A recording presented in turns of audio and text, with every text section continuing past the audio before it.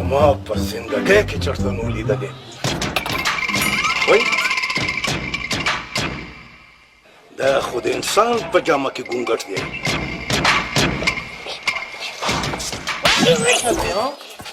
ګونګټه ته خو مې دا ټوپک لږ د دې ملا نه راکوز کړه دومره اوږد ټوپک ته دا ټولو څه ضرورت خو ځان له به دې د خپل سایز ټوپک جوړ کړی وې که نه یا به دې تماچا اچولې وه درته وایم غلی شه نو چې ګرځولې نه شي نو پته مې ووې ژر درته وایم غلی شه چا ته دې ووې تا ته مې وویل پیشو ته